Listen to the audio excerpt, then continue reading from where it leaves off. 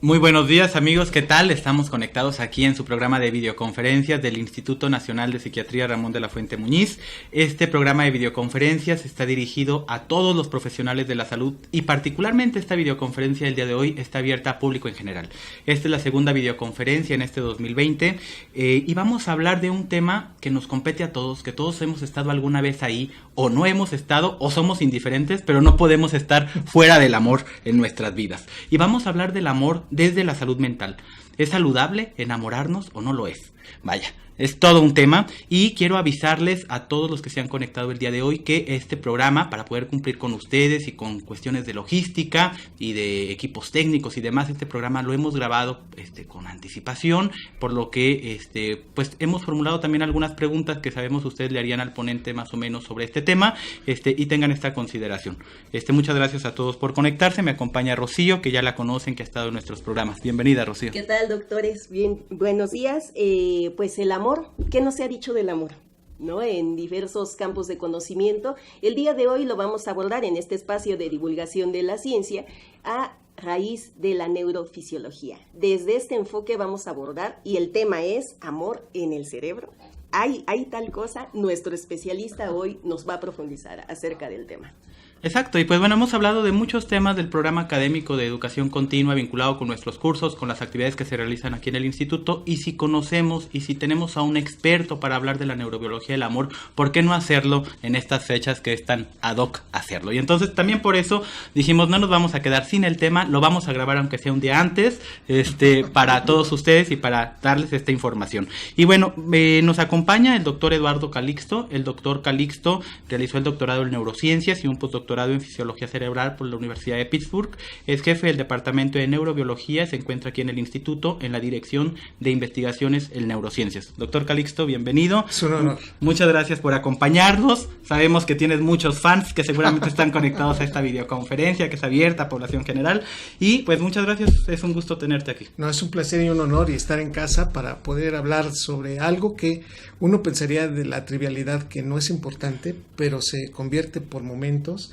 en el giro y en la motivación que hacemos toda la vida por tratar de mantenerlo, de conseguirlo y a veces por entenderlo. Y todavía más, en esta parte de la separación uno pensaría que es algo que cada uno de nosotros reconoce, es decir, en la parte de la experiencia del desamor, y sin embargo no nos damos cuenta que en la medida que como lo vamos llevando es tan común en muchos de nosotros, que puede esto durar dependiendo de la circunstancia, dependiendo de la persona. En condiciones fisiológicas es lo que más puede enseñar, porque efectivamente nos atribuye conocimiento que no queremos volver a tener en condiciones con otra persona, pero que necesariamente puede generar también modificaciones que hace que nuestras conductas puedan irse hasta condiciones patológicas, y que por momentos uno dice, pues es normal llorar toda una noche, que sería muy complicado para el cerebro, o tener el conflicto de querer continuar una relación cuando ya no quieren estar contigo. Entonces, dentro de muchas y otras cosas más, esta charla que vamos a tener de manera amable en términos generales implica claramente un conocimiento desde el punto de vista cerebral, pero aterrizado a un conocimiento que pues nos ha dado la oportunidad de poderlo llevar a muchas personas, y es muy claro, si nos damos una mejor explicación de lo que nos está sucediendo, lo podemos entender más.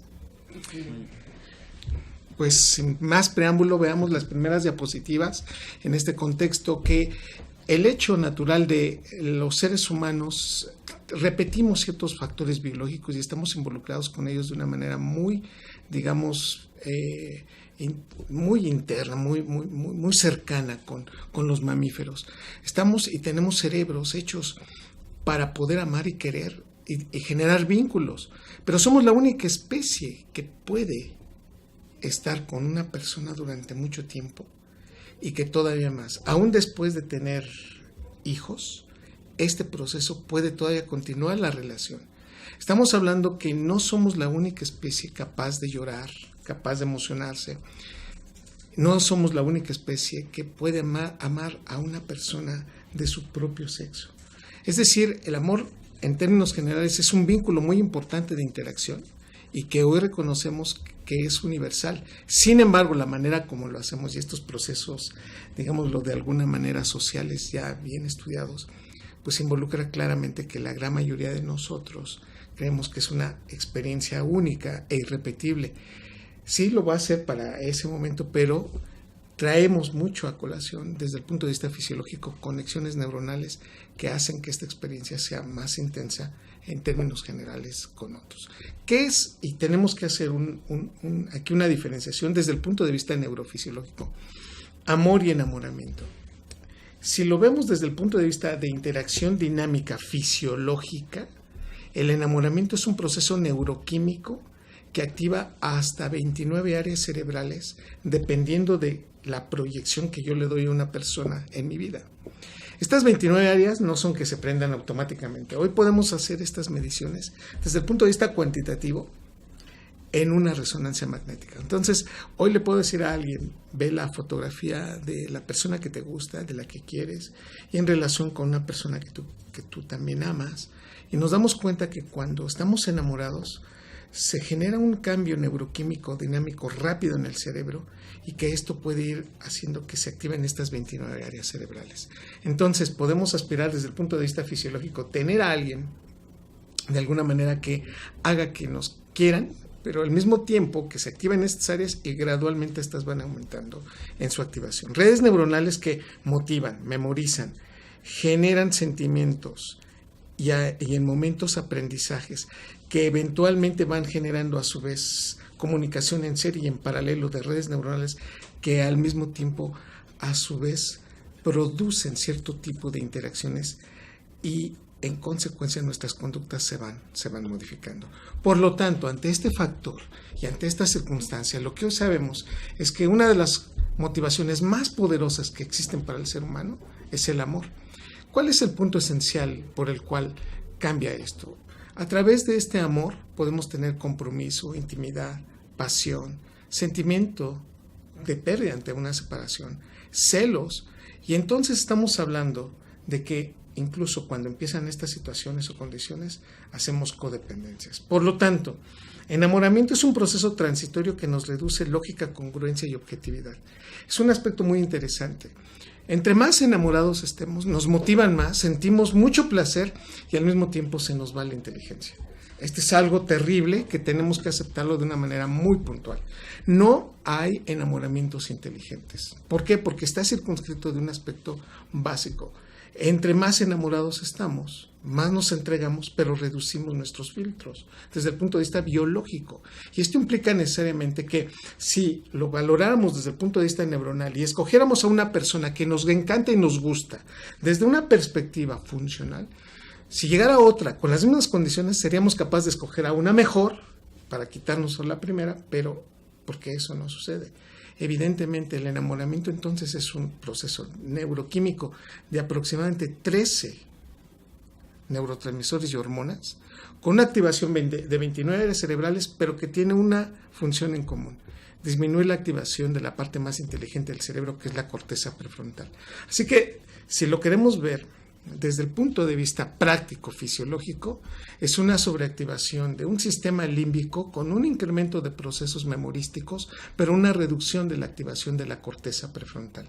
Si lo queremos ver desde el punto de vista neuroquímico, es la activación de un sistema que le llamamos de recompensa, que está generando liberación de dopamina, que hace que active redes neuronales límbicas y que a su vez genere ese apasionamiento y va poco a poco involucrando redes neuronales que a su vez liberan sustancias como la oxitocina, vasopresina, óxido nítrico, que eso va modificando redes neuronales y al mismo tiempo conductas, que entonces ante esto nos damos cuenta que hay una fecha de caducidad. A diferencia del enamoramiento al amor, el enamoramiento es transitorio. Entonces se circunscribe en procesos cortos, 3 a 4 años promedio. Si hablamos de amor, entonces este puede durar durante 20, 30, 40, 50 años y uno dice, bueno, entonces el amor es un proceso a nivel cerebral también, sí, que involucra las mismas redes neuronales del enamoramiento, no en su misma capacidad y no en su misma interacción. Y por lo tanto, el amor que tiene que el enamoramiento no tiene. 1 es el aceptar a la persona como es, y 2, el tener ya un proceso de, digamos, construcción desde el punto de vista psicológico y social. No es lo mismo enamorarnos en una comunidad en donde el proceso se copia o se copian muchos ritos, y por otro lado no es lo mismo enamorarse a etapas distintas de la vida, y ahorita lo analizaremos. Por lo tanto, sí tiene factores biológicos, tiene factores psicológicos y tiene factores sociales. Pero desde el punto de vista biológico, enamoramiento se circunscribe en etapas muy cortas, 3-4 años, y el amor es un proceso que puede durar mucho, pero es un proceso que depende de la construcción de una pareja. En la siguiente diapositiva vamos a analizar este proceso de un punto de vista más, digamos, amplio. Uno de los principales elementos que pueden reducir la ansiedad es el sentirse que otra persona está conmigo. Entonces, y esto es muy básico, si yo toco a alguien y esta persona ni siquiera está interesado en mí, pero yo toco a este individuo, a esta persona, automáticamente el cerebro empieza a tener una activación de redes neuronales derivadas del hipotálamo que están ahí saliendo y que generan una liberación de oxitocina, una hormona maravillosa.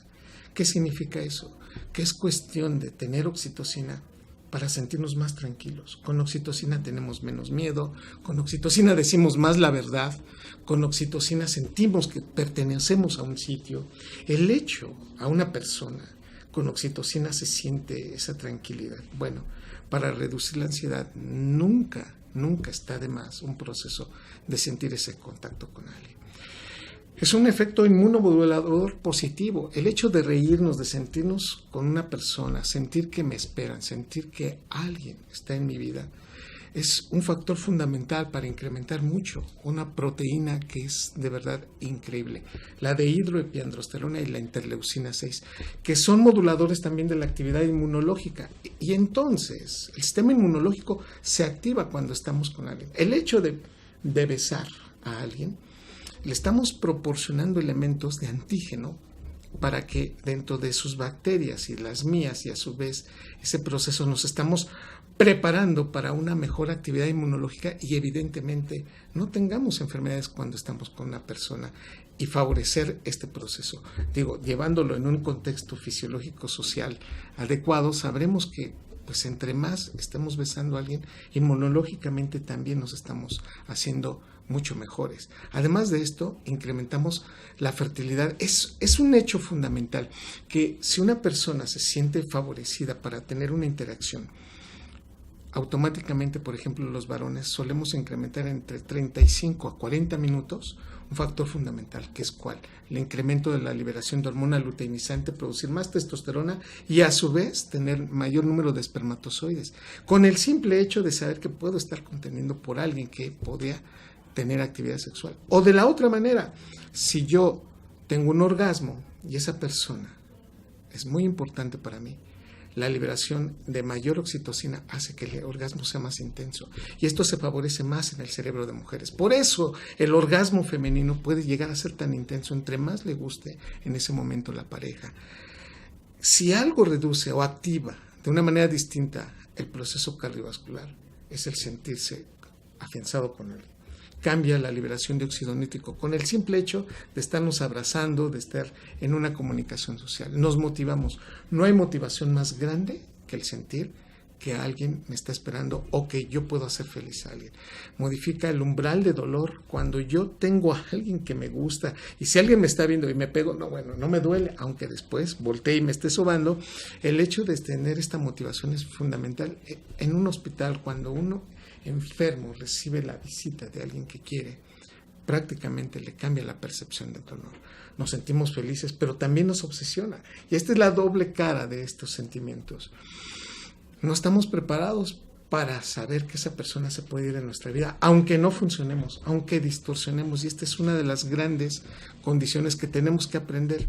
El cerebro humano está hecho para saber un te quiero, no un ya no te necesito. Y todavía peor, un cerebro humano que le digas no te quiero en mi vida, es un cerebro que automáticamente se aferra a esas condiciones. Y lo voy a decir con mucho cuidado. Individuos con niveles de testosterona elevados se aferran a situaciones que están prácticamente perdidas. Y parece una paradoja. Oye, si llevas 30, 40 años con toda esa pareja y nunca le hiciste caso, y ahora que te dice que ya no te quiere, y todavía peor, que hay una tercera persona ahí metida, bueno, pareciera que es la motivación más grande. Efectivamente, redes neuronales no nos gusta estarlas activando y sentirnos que vamos a cambiar o estamos modificando estos factores. De tal manera que enamoramiento nos hace reducir esta inteligencia, el amor la construye gradualmente y por lo tanto estos sentimientos solamente pueden coexistir en ciertas épocas de la vida y de la interacción de la persona, y entonces podemos decir, sí, hoy ya no estoy tan enamorado, pero la amo. Y ella podría decir, estoy muy enamorada, pero de decidir a quedarme con él para siempre, tendría que pasar mucho tiempo. Contexto, el amor sí nos va a hacer gradualmente más empáticos, el enamoramiento también pasa por un proceso más personal neuroquímico, y ante esta condición, pues entonces veamos lo que dice la siguiente diapositiva. Si la pregunta es ¿en dónde está el amor? Si lo vemos desde el punto de vista cortical, lo vemos en áreas cerebrales que activan primero sensaciones, después motivan activación de redes que están implícitas en ruidos, en palabras, en la forma como hablamos. Si yo a alguien le digo, es que me encantas, es distinta a decir, me encantas. Entonces uno voltea y dice, bueno, ¿por qué me lo dijo de manera distinta? Eso se llama prosodia. La prosodia incluso se hace muy intensa cuando estamos enamorados.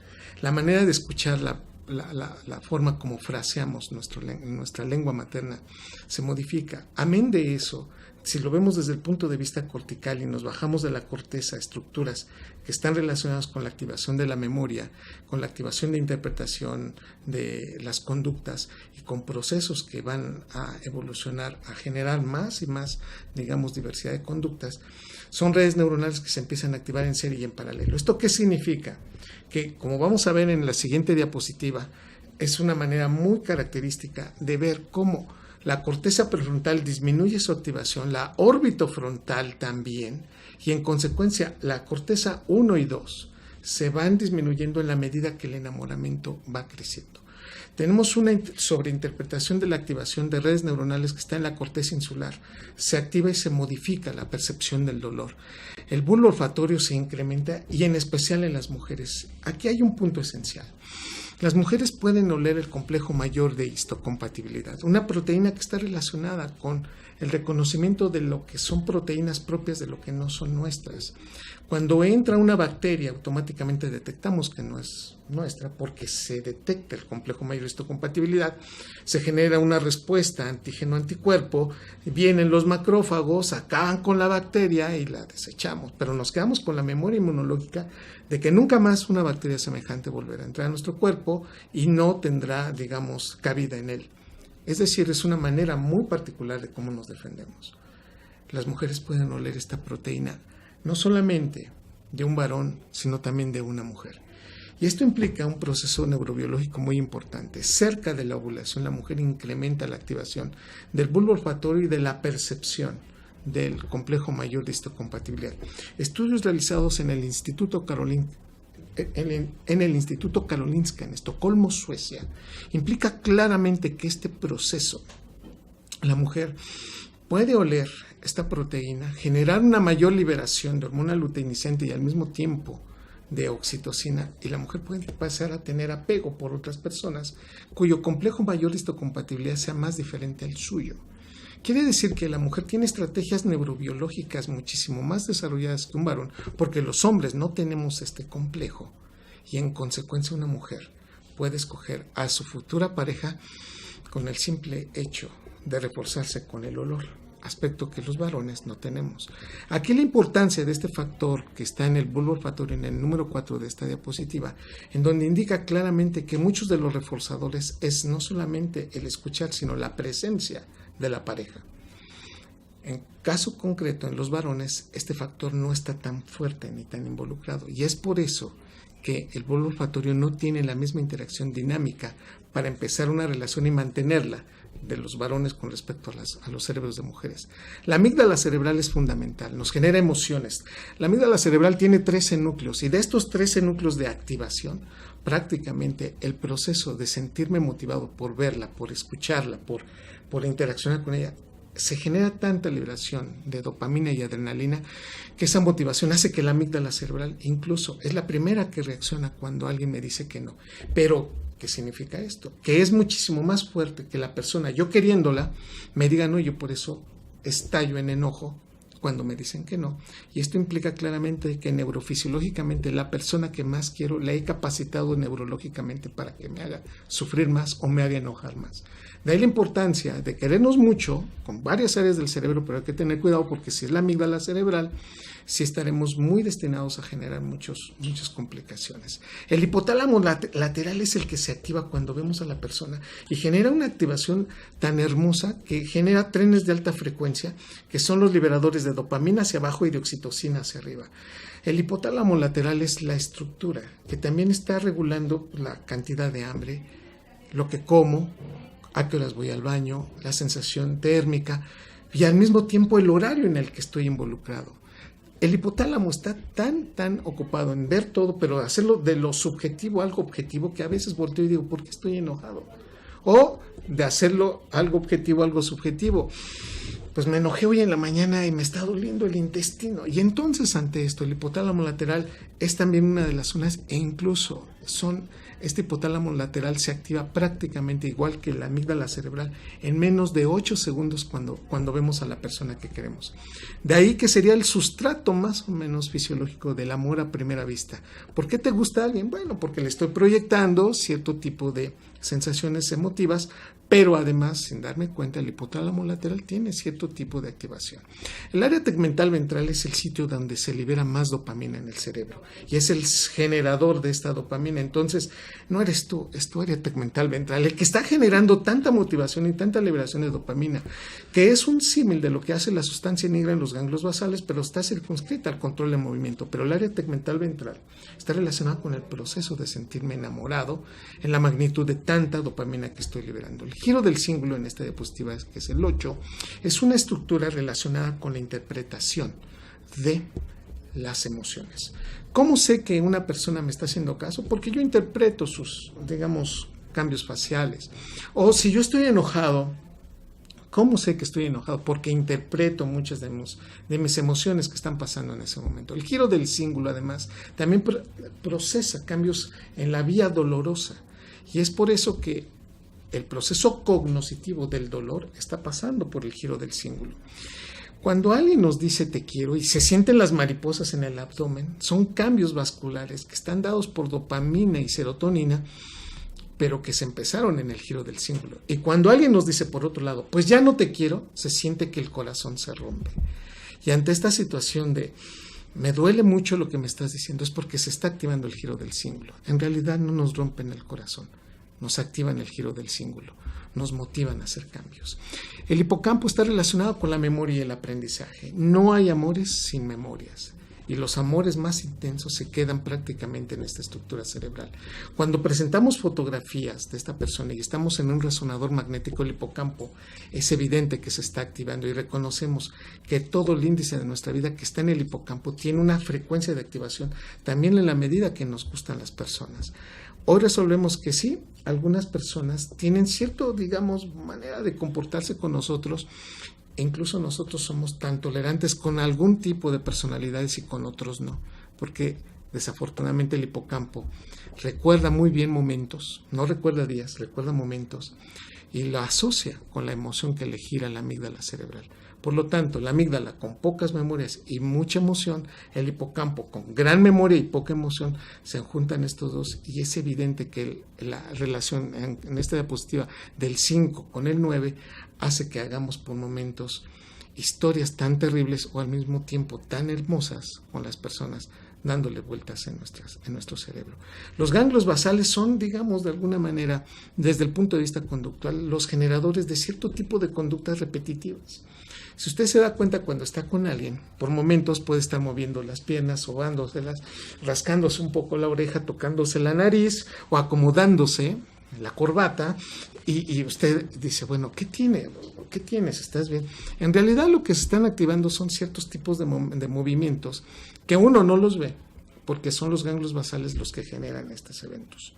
Si usted en algún momento ha escuchado una música un jingle que por momentos es hasta espantoso, que usted dice, ¿por qué me acuerdo de esa canción que no me gusta? Es más, está en mi mente y me está dando vuelta. Es más, la odio. El factor es que en los ganglios basales repetimos y repetimos ciertas frecuencias. ¿Para qué? Para que el cerebro pueda poner atención en lo que es más importante. Y paradójicamente es un factor natural que hacemos todos. Pues bien, a veces esa persona te puede decir te quiero y el te quiero se queda durante días, meses o hasta años porque están dentro de los ganglios basales. Y ante este factor no nos resta más que decir, es cuestión de que te dé un beso para que se quede para siempre en los ganglios basales. Y es la manera que, pues si tú ya aprendiste a besar, es como andar en bicicleta, nunca te vas a caer, ya aprendiste ese proceso porque está en los ganglios basales. Y finalmente en esta estructuración, el área periaqueductal, que es una zona relacionada con el procesamiento de liberación de endorfinas, con procesamiento de dolor. Y este dolor físico y dolor moral pasa por esta área y entonces cuando estamos dando besos, cuando alguien me está abrazando, la sensación de certidumbre y de liberación de tanta endorfina hace que yo sienta que vale la pena la vida, aunque tenga una, digamos, elemento negativo alterno o al lado, y nos damos cuenta que vale la pena estar con esa relación, aunque todo esté perdido. Esa área periaqueductal hace que por momentos estemos con personas que incluso no son buenas en nuestra vida y sin embargo creemos que son importantes para todo. Un aspecto interesante, en el 2004 salió una publicación en la revista Image, Neuroimage, que es una de las revistas más importantes en relación a activación cerebral.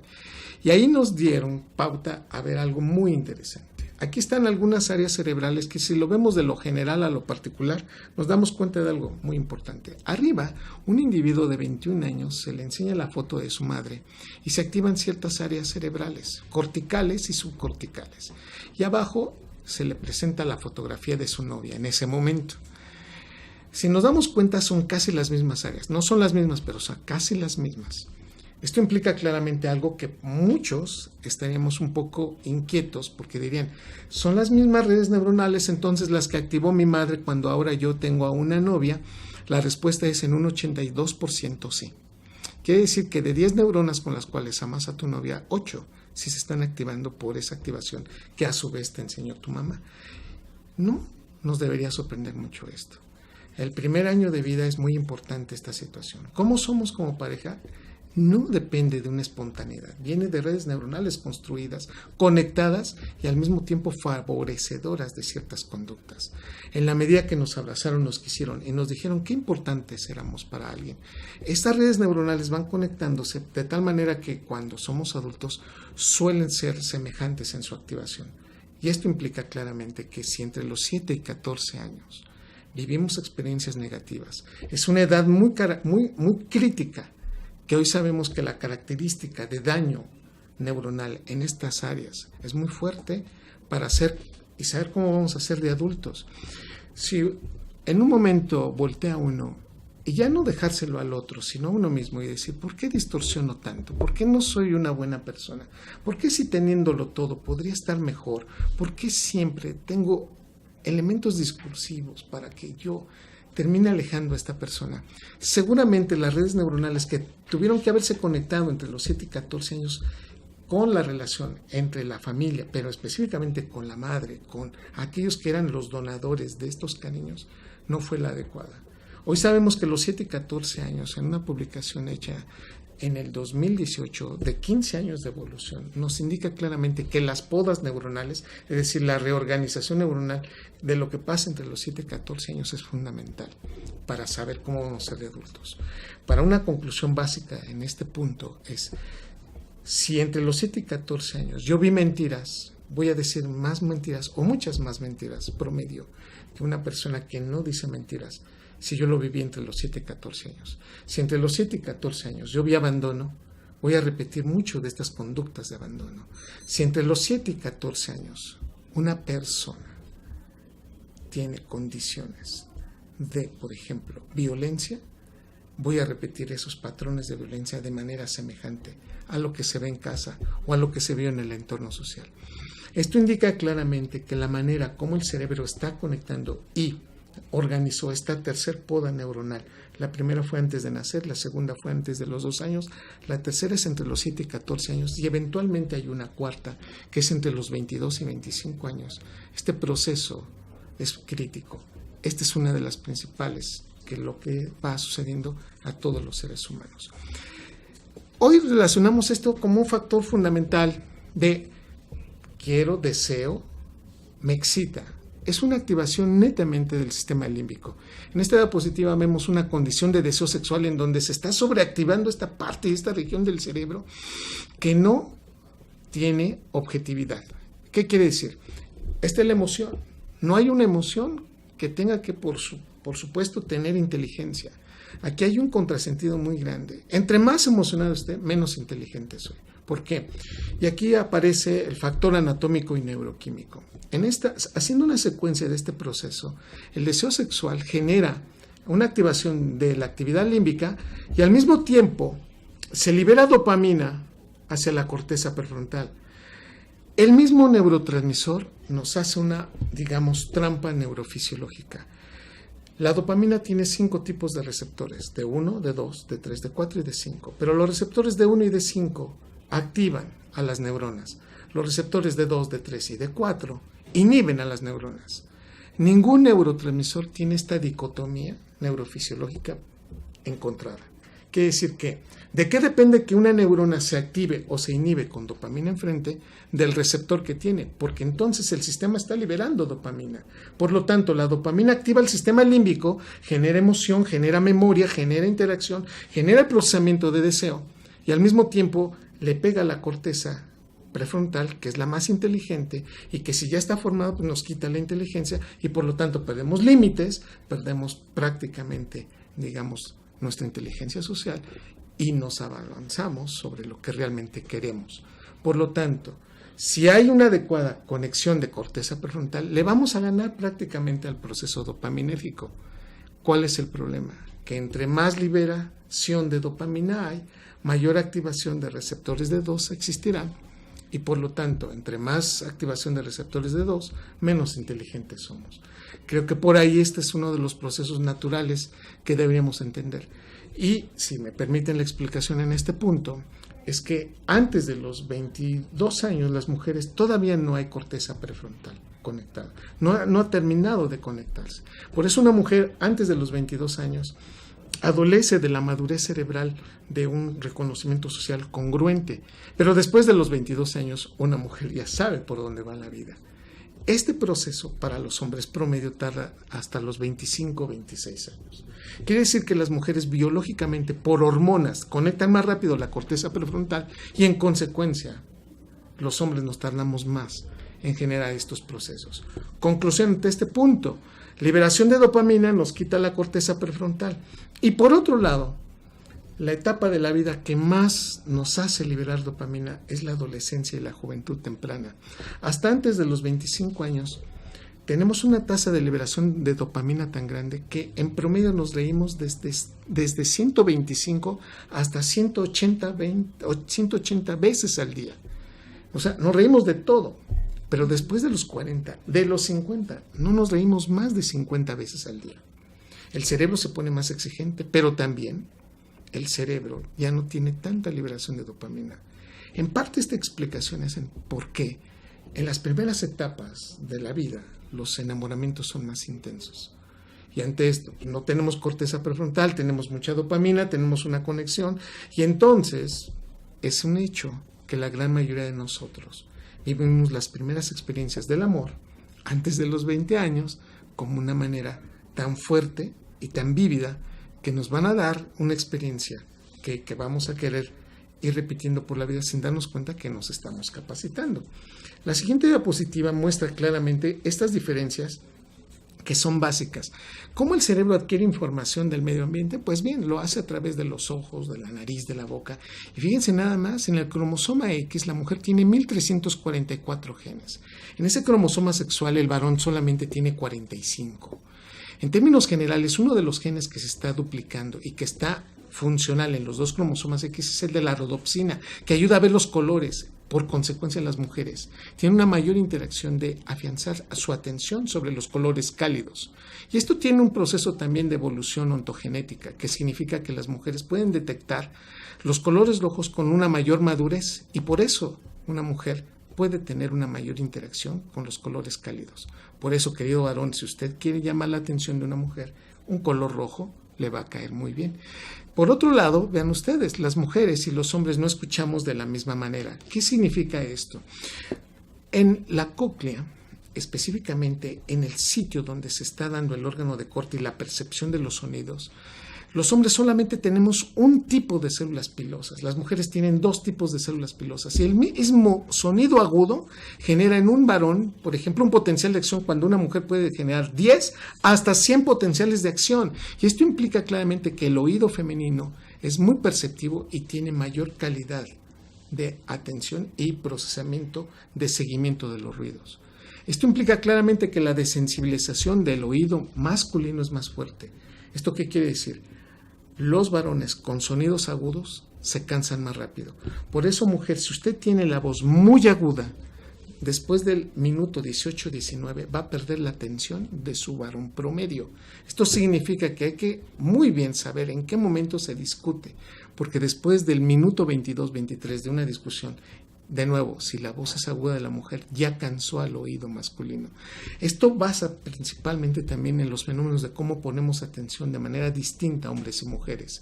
Los niños pueden rápidamente perder su atención cuando la voz de una maestra es muy aguda, y no es que se trate de un déficit de atención, simplemente el oído del varón, entre más agudo sea el sonido, más rápido se distrae y se desensibiliza. Pero si pasamos esto ahora para el sentido del gusto, las mujeres tienen mayor percepción para el dulce. Las papilas gustativas que están en la punta de la lengua son las que perciben el dulce, y las mujeres tienen 30% más para los receptores al dulce.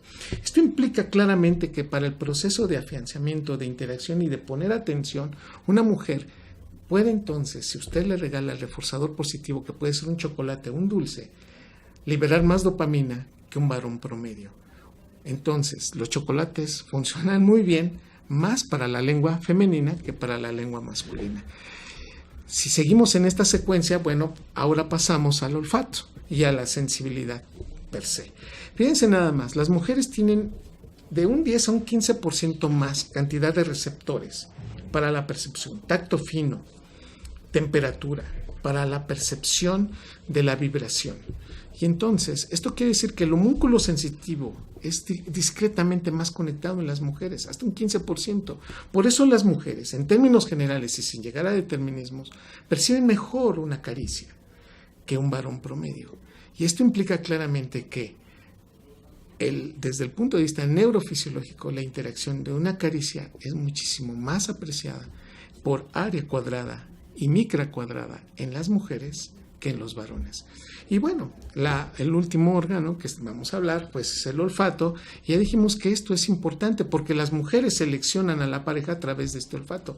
Aquí están los 3 artículos del Instituto Karolinska, en donde indica claramente que la mujer percibe este olor con una precisión tan grande y el hombre no puede hacerlo. Por lo tanto, esto afianza la manera como se selecciona a la pareja. La mujer, y esto tiene un implícito desde el punto de vista fisiológico. ¿Cuál? Una mujer tiene una etapa reproductiva más corta que un varón promedio. Abajo en esta diapositiva vemos una flecha rosa, que dice que pues si una mujer empieza a tener su etapa, su primer menstruación entre los 8, 11 años, y esto se acaba a los 45, 50 años, comparado con la vida reproductiva de un varón, un hombre a los 75, 80 años podría ser papá, 50 años puede ser papá.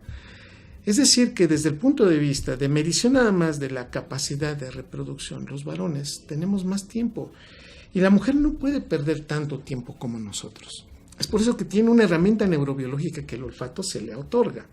Y esto también es una explicación por la cual una mujer cuando huele el complejo mayor histocompatibilidad parecido al suyo, lo rechaza. Es decir, que las mujeres no es que no quieran estar con uno o no le guste ese varón promedio. Sin embargo, una mujer puede cambiar totalmente en cuestión de 3 minutos la dinámica de relación con un hombre y decir, me voy, no quiero estar más aquí. Y uno se queda pensando, ¿qué dije, qué hice o qué diablos vio? Desafortunadamente o afortunadamente, este es un principio neurofisiológico que hoy se empieza a entender por estos descubrimientos en el campo de las neurociencias, en donde indica claramente que una mujer, cuando huele este complejo mayor de histocompatibilidad diferente al suyo, interacciona con mayor dinámica porque está viendo genes diferentes al de ella y dice, podemos compaginar genes, copias, con las mías que son diferentes y adaptarse muy bien, en relación a copias semejantes a las mías que pueden generar enfermedades. El principio de estas enfermedades que pues por interacción de consanguinidad se dan es muy conocido en los reyes. Y ante este punto también es una explicación por la cual las mujeres, como se están oliendo entre ellas este complejo mayor de histocompatibilidad, pueden caerse muy mal sin otra explicación más que no pueden tener esa interacción porque seguramente el complejo mayor de histocompatibilidad está involucrado. Este proceso incluso hace que una mujer pueda sincronizar sus ciclos menstruales. Si hay una esposa con 2 o 3 hijas y están expuestas al complejo mayor de histocompatibilidad del padre, entonces si empieza a menstruar una, en cuestión de 24 a 48 horas menstruan las demás mujeres, generando ciclos de interacción ante este punto. Hoy resolvemos que los varones promedio entonces somos más visuales y desafortunadamente lo voy a decir de una manera muy práctica, pero sí existe este proceso. El hombre, al ser visual, en cuestión de menos de 10 segundos ve ojos, pero después ve el escote y después del segundo 22 hace evaluaciones corporales con la cintura y con las nalgas. Este evento natural que por momentos y ante este momento tan difícil de esta dinámica de interacción entre el proceso de relacionarse, lo vemos que biológicamente está involucrado y entre más niveles de testosterona y el procesamiento de la voluptuosidad del cuerpo de una mujer desde el punto de vista de los senos y de las caderas llama poderosamente la atención a un hombre. Este factor biológico está prácticamente visto en todas las especies y sin embargo la especie humana es la única capaz de tener actividad sexual en cualquier época del año, en cualquier día del año y en cualquier momento del día. De una manera interesante tendríamos que entonces agregar este proceso que desde el punto de vista social sí puede ser modificado y, digamos, reinterpretado en estas condiciones. Cerebro de un varón promedio 1 kilo 350 gramos y el de una mujer 1 kilo 250 gramos, teniendo el mismo número de neuronas. Algunos libros hablan, textos, de 1.6 billones de neuronas, otros de 100,000 millones de neuronas. Lo que tenemos que decir es que teniendo el mismo número de neuronas, las mujeres los tienen más conectados. Las mujeres tienen una mayor dinámica. Imagínense nada más en este ejercicio simple. Un te amo en el español, una mujer lo entiende a los 300 milisegundos, a los 500 milisegundos lo pasó al hemisferio contralateral. Queda plenamente entendido en un cerebro femenino a los 700 milisegundos. En cambio, un cerebro de varón se tarda 300, 500, 600 y hasta los 900 milisegundos lo pasa al hemisferio contralateral. Esto quiere decir claramente que la velocidad de comunicación para palabras muy simples para un cerebro de un varón cuesta más trabajo esta comunicación a nivel cerebral. Y esto se explica claramente porque los niveles de 17 beta-estradiola en el cerebro y específicamente en las neuronas piramidales generan una mayor aparición de espinas dendríticas. Hay una relación directamente proporcional. A mayor nivel de estrógeno, mayor espina dendrítica. Y esto en toda prácticamente la vida. Esto indica y hace una caracterización muy importante. Las mujeres en estas etapas reproductivas tempranas indican claramente que este evento, cuando más estrógenos hay, mayor conectividad desde el punto de vista sináptico tienen. No podemos soslayar este factor. Es por eso que las mujeres, dependiendo también del ciclo menstrual, es decir, los niveles de hormonas, hacen que estas conexiones también sean motivadas y sean distintas en ese proceso. Y ante este factor no podemos cambiarlo prácticamente en ninguna etapa de la vida. Esta huella neurofisiológica hormonal la vamos a llevar prácticamente para siempre. Y ante este punto, déjeme ponerle este ejemplo caracterizado ya desde prácticamente el inicio de este siglo. Si nosotros contamos en una neurona piramidal del área CA1 del hipocampo, en donde se está procesando memoria y aprendizaje, y contamos en 10 micras de esta neurona que se encuentra ahí, en una dendrita encontramos prácticamente 10, por cada 10 micras, de aproximadamente 14 hasta 15 espinas dendríticas en un cerebro masculino, y en una mujer 22 y 23. Pero en una condición de estrés, este factor cambia, porque el hombre conecta más neuronas y la mujer desconecta. Es decir, que en el fenómeno de estrés agudo, un hombre va a conectar más neuronas y una mujer se desconecta. Este es el único proceso fisiológico en el cual el varón, en forma dinámica, va a superar a una mujer. Estrés agudo. Y estamos hablando en un estrés de 1 a 1 hora y media. Es decir, que en el estrés agudo un hombre va a tratar de conectar más redes neuronales y una mujer prácticamente se encuentra, digamos, vulnerable a este estrés. Eventualmente se revierte y una mujer se va a adaptar más rápido a un estrés crónico que a un agudo. El amor está en el cerebro, y lamento decirlo para todos los románticos que nos dicen, pero es que está en el corazón. No, me encantaría decirle que le damos vuelta al corazón, pero no. El corazón no tiene más de 22,000 neuronas. Para generar un proceso específico de conducta necesitamos de 1 a 2 millones de neuronas conectadas en serie. Esto implica claramente que para que el cerebro genere emociones, sí se necesita de grandes redes neuronales, y hay diferencias. Por eso, sin llegar a determinismos, la gran mayoría de los seres humanos sí expresamos de manera distinta la relación de amor. Y esto, de nuevo, también teniendo factores de antecedentes psicológicos y sociales. Pero veamos cómo el cerebro nos juega a veces momentos distintos y mal pasadas. La comunicación del hemisferio cerebral izquierdo es lógico, congruente y objetivo. Entendemos el lenguaje y hablamos con el izquierdo. En cambio, con el lóbulo derecho somos creativos. Y en esta diapositiva ven ustedes la estructura que comunica los dos hemisferios cerebrales. Se llama cuerpo calloso. Para principios del siglo pasado, el cuerpo calloso fue descrito como una comunicación entre estos dos hemisferios, pero las mujeres tienen 30% más grande el cuerpo calloso. Esto indica claramente y específicamente la anterior, que la comunicación de los dos hemisferios cerebrales es desde el punto de vista funcional, dinámico y por cantidad de información más fuerte en el cerebro de las mujeres que el cerebro de los varones.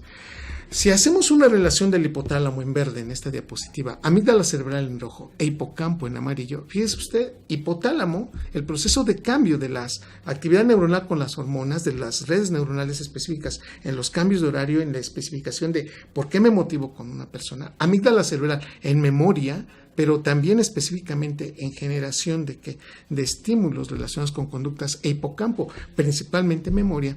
Aquí están estas tres estructuras que, pues con ella prácticamente activo toda mi vida. En el hipotálamo es del 10 al 15% más grande en varones. Si uno se estaría preguntando, ¿y qué tiene más grande el cerebro de los varones? Parte el hipotálamo y en otra parte la amígdala cerebral. El hipotálamo es discretamente más grande en las mujeres, en el hombre que en las mujeres, hasta un 15%. Y si lo vemos en amígdala cerebral, hasta 85% más grande en el varón. Esto implica claramente que los varones tenemos más grandes las amígdalas cerebrales relacionadas con procesos de activación que van relacionados con las conductas violentas. Pero habrá también que analizarse que la amígdala cerebral izquierda trabaja más rápido en las mujeres que en el varón.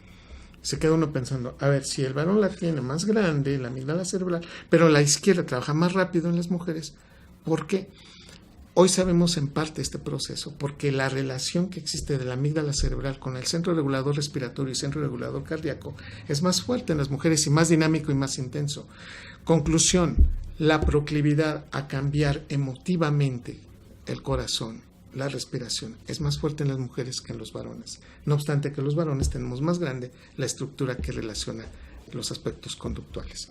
El área tegmental ventral es hasta 75% en las mujeres. Esta área libera muchísima dopamina. Aquí inicia el procesamiento de sentirme bien en la vida. Pues las mujeres tienen esta área cerebral más grande y por dinámica de liberación dopaminérgica es más grande la liberación de dopamina en el cerebro de las mujeres.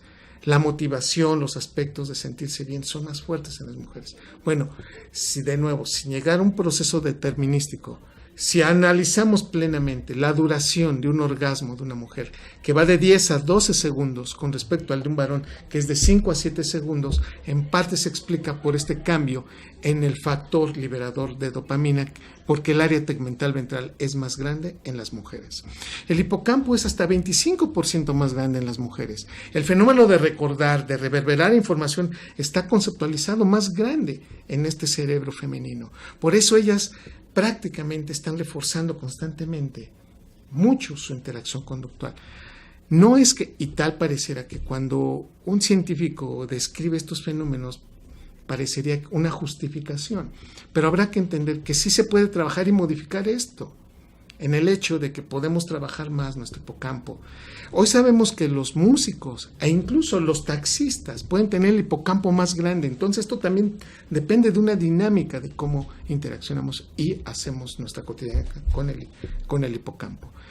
Y el giro del cíngulo es 20% más grande. En esta diapositiva, que a mí me gusta mucho en lo particular, indica claramente cómo la funcionalidad de interpretación de la vida, de estas redes neuronales de ver el rostro de alguien, ver cómo se modifican sus comisuras palpebrales, cómo frasea, incluso su movimiento corporal, rápidamente lo detectamos por esta estructura. El giro del cíngulo, que se conecta principalmente con el hipocampo y la amígdala cerebral entre los 7 y 14 años, es la zona que sufre en la vida y al mismo tiempo que interpreta muchas cosas. Aquí están las neuronas espejo. Y en estas estructuras estamos hablando que podemos copiar y sentirnos motivados por lo que puede estar pasando con alguien por el giro del cíngulo. Las mujeres tienen 20% más grande el giro del cíngulo. Parte de esta empatía, parte de este entendimiento social es, digamos, favorecido por parte de ellas. En esta dinámica de interacción del amor, en esta dinámica del procesamiento del enamoramiento, nos daremos entonces cuenta, ellas están desde el punto de vista proclives a reforzar más, a interpretar mejor, a ser sociales y al mismo tiempo liberar más dopamina que un varón promedio. No es que entonces en esta justificación el hombre no deba hacerlo, puede aprenderlo y es ahí que le lleva más tiempo hacerlo. Finalmente, en esta secuenciación, si hacemos un análisis del tipo de comunicación que se da y de la calidad de información que se recibe y cómo se interpreta, nos queda muy claro que teniendo el mismo número de neuronas, la conectividad, la densidad sináptica que hay en el cerebro izquierdo es más fuerte en las mujeres.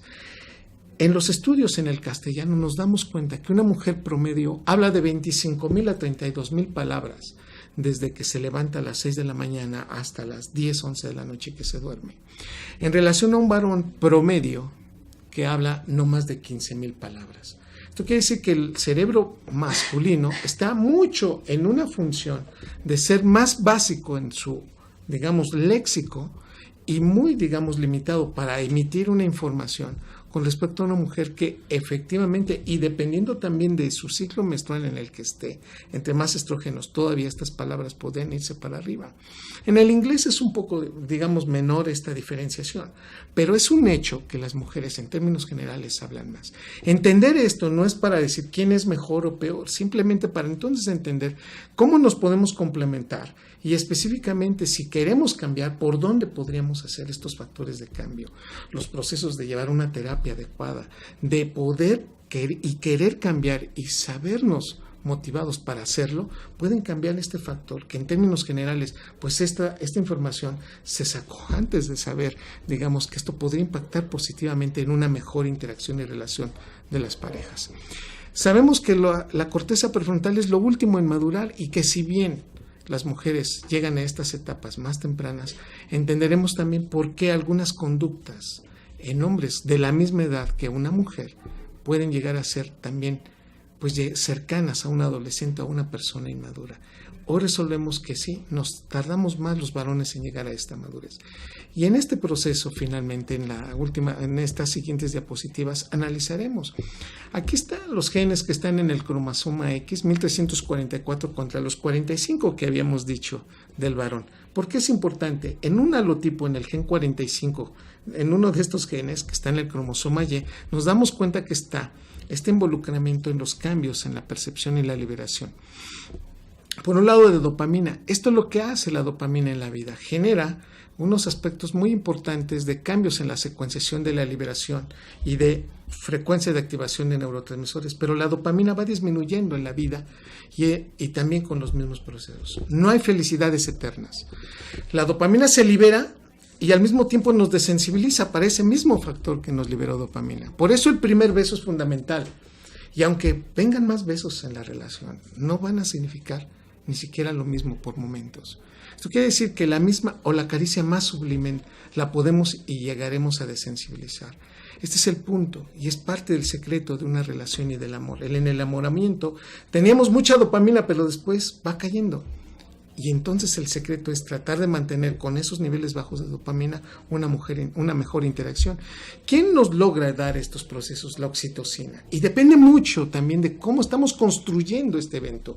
Se nos quitó la dopamina, pero ahora tenemos oxitocina y extraño a la pareja. Y extraño la manera de ser sin necesidad de tener este proceso. Tengo apegos y cambiamos conductualmente. Pero también hay que entender que no todos los apegos son sanos. Y construimos apegos patológicos que uno se queda pensando, ¿por qué si sé que me hace tanto daño me sigo afianzando una relación que tal vez no funcione? Y en esta secuencia terminamos prácticamente diciendo, la vida sí tiene un factor que hay que entender. Los niveles de dopamina vienen hacia abajo. El metilfenidato nos dio esta información, ya se ha tomado, ya se ha inyectado. Nos damos cuenta de algo, la liberación de dopamina cambia en la vida. Por lo tanto, sepamos entender en qué etapa de la vida estamos. Sí, seguramente hoy a los 50, 40 años volteo y digo, ¿qué hice? Tal vez me arrepiento incluso de esas relaciones que no debieron haberse manifestado de esa magnitud. Yo te diría abiertamente, era tu fuente dopaminérgica lo que te hizo caer. Fue la disminución de tu corteza prefrontal que con tanta dopamina tal vez te diste ese proceso. Hoy tendremos más elementos para entenderlo. Y seguramente esta relación y esta categorización de diferencia en generaciones dirán, bueno, ¿por qué entonces nuestras generaciones fueron tal vez tan duras en castigar y decirnos? Porque su puente dopaminérgica ahora ha disminuido con respecto a cuando yo tenía 17, 20 años en donde creía que todo podía ser más fácil. La dopamina funciona en la vida de manera distinta. Y ya prácticamente entonces en este proceso diremos como primer conclusión que el amor es duradero, el enamoramiento es corto. El amor percibe en su realidad al otro, es un proceso que se construye, es una expresión del entendimiento de la otra persona. El enamoramiento pasa más por un proceso neuroquímico y un proceso ególatra de cuánto también me quiero yo para entonces buscar en otra persona lo que para mí podía representar. La oxitocina va a mantener mucho estas relaciones y es parte del secreto de la vida, tener esa oxitocina y saber con quién la estoy llevando. Y en este contexto, sabemos y tenemos que tener en consideración algo muy importante. Así como este estado neuroquímico a veces nos juega prácticamente en la vida, pues algunas cosas. Tenemos que entender que el 75% de lo que nos pasa todos los días en una evaluación con respecto a la evaluación está basado en la subjetividad de mi estado neuroquímico. Si hoy vengo contento, si hoy vengo feliz, si hoy desayuné, si hoy estoy con la persona que quiero y tengo que lidiar con un problema, seguramente voy a tener mejores estrategias para salir de él. Pero el cerebro humano también suma lo negativo. Si hoy tengo A, B y C como problemas principales, hoy va a ser un problema muy fuerte porque estoy sumando lo negativo más intenso. Yo te pido que si hoy también tenemos que hacer un análisis de esta subjetividad, lo veamos y si vas a tomar una decisión importante, esperes 24 o 48 horas para tomar este proceso.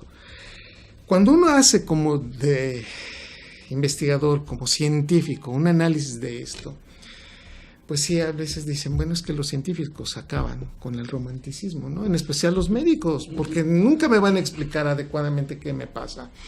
Déjeme explicarle algo, nunca vas a tener más de 15 mejores amigos. Cuando yo leí ese artículo prácticamente me vine para abajo porque yo pensé que se estaban equivocando. Yo traté de hacer más de mi cuenta y yo te invito a que me estás viendo en este momento, lo analices de la misma magnitud. ¿Qué significa esto? Para el cerebro humano hacemos cosas repetitivas. Prácticamente en toda la vida vamos a regresar a 22 lugares que más nos motivan. Cuando dije, ¿por qué 22? No 25, no 30, 22. Si hizo ese análisis, específicamente estamos ahí el 82% de la población. No vas a tener más de 15 mejores amigos. De hecho, vas a lidiar Y te vas a dar cuenta de algo, que algunos a los que le dices que son tus mejores amigos, si tú les preguntaras a ellos, sin que, bueno, no tú, otra persona, si realmente es tu mejor amigo, te verías una gran sorpresa. La gran mayoría dirían, no es. Lo que te tengo que decir es también una de esas ecuaciones biológicas, matemáticas que pueden involucrarse y que tenemos que tomar en consideración. 87% de las personas que hoy conoces, hoy en el 2020 conoces, en menos de 5 años se van a ir de tu vida. Estoy hablando de todas las posibilidades que tengas, amigos, conocidos. Quiere decir que de 10 personas que conoces, 9 se van a ir en menos de 5 años y solamente te vas a quedar con una que trascienda en tu vida después de esos 5 años. Y uno se queda pensando, y entonces pues, la probabilidad de que esté con alguien es muy baja. ¿Ya te diste cuenta? La necesidad que tengamos que tener dopamina en nuestro cerebro para disminuir estos procesos y afianzarlos mejor. Esto involucra claramente que el ser humano somos individuos, por necesidad biológicamente necesitamos de muchos seres humanos. Y ante este punto, sí quiero que seas consciente de estos eventos a mediano o largo plazo. Hoy sabemos que entre más te opones, más liberación de dopamina. Por eso también hay que saber que este fenómeno que se llama síndrome Romeo y Julieta lo tengas que tener en magnitud. Cuando a alguien le dices no te conviene, tu cerebro libera más dopamina. Por eso habrá que tener mucho cuidado a quién se lo dices y cómo se lo dices. Y evidentemente sin corteza prefrontal estás dando la indicación contraria. Sigue con esa persona, afiánzate más grande y entonces métete en una dinámica de autodestrucción que después de 4 años vas a voltear y le vas a decir, tenías razón. ¿Por qué lo hice? Porque te hizo síndrome Romeo y Julieta.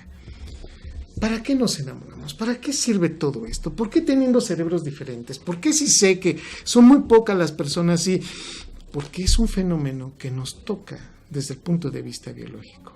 Si ustedes me dicen, yo nunca me he enamorado, doctor, y nunca lo he hecho, yo le diría, vamos a hacerle una resonancia magnética en este instituto, porque evidentemente algo está sucediendo.